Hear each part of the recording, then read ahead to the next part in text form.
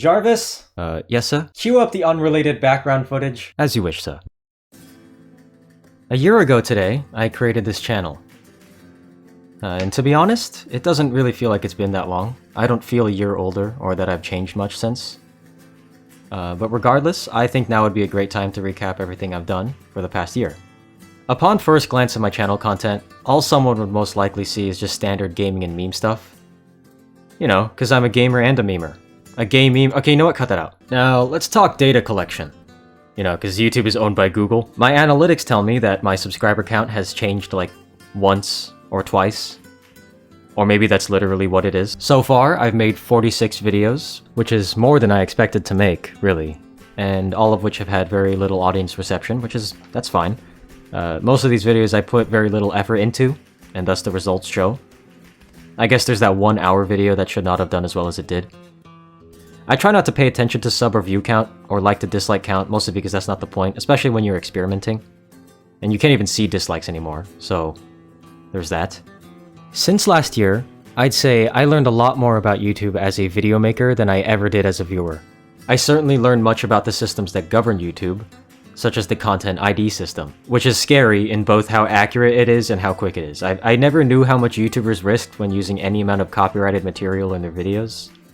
But now I think I understand. I can see why relying on YouTube as a primary source of income is kind of a risky decision. Outside of YouTube, I learned how to install an SSD, so I could install more games and handle large recordings, presumably so I could record those games and edit them down into videos. Funny story, while installing the drive, I learned that like 3 of the SATA ports on my motherboard are completely dead, so that's cool. Oh yeah, I also learned how to edit. Look at this, and this, and this! Alright, this is the more personal part of the script where I'm just rambling, so yeah. And most of the stuff I'm saying here is stuff I've already said in my 2021 review video.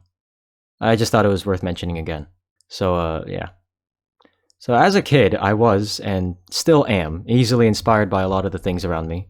So naturally, I wanted to do YouTube, because I watched it a lot, and I thought it was everything I ever wanted.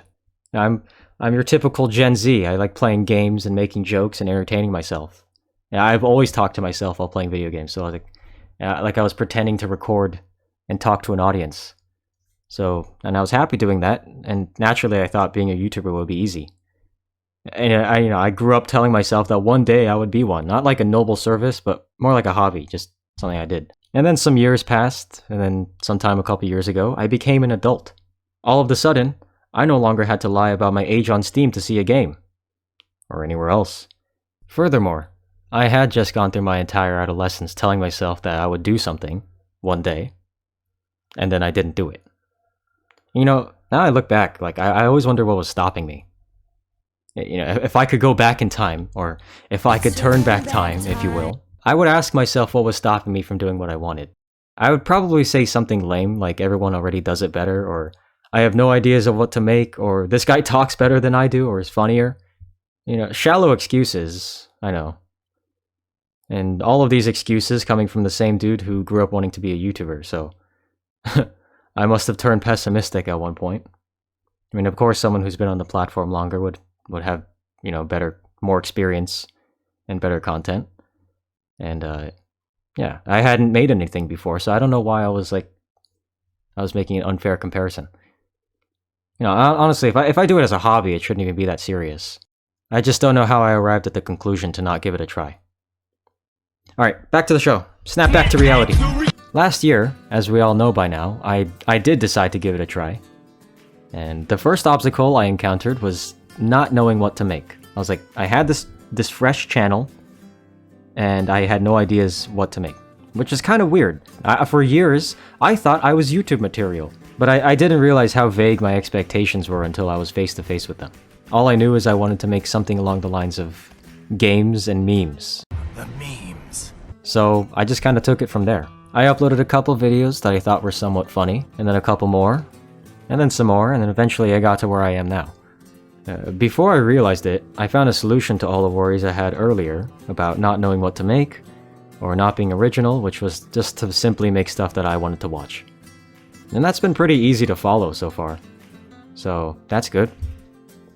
You know, if you're in a position Here's my advice. If you're in a position where you want to start YouTube or really anything, but you think it's too late to start or you'll have no good ideas for content, just make what you want to make. Because who's better to ask than yourself? And I think that's all I had to say. I had a good year. I'm glad I actually gave it a try. I don't feel like quitting anytime soon, and I've been stockpiling videos or video ideas for the past year, so I guess time will tell whether I can make good on that or not. Alright, I'm gonna do my best critical impression. And yeah, that's about it. See ya. Alright, that was terrible.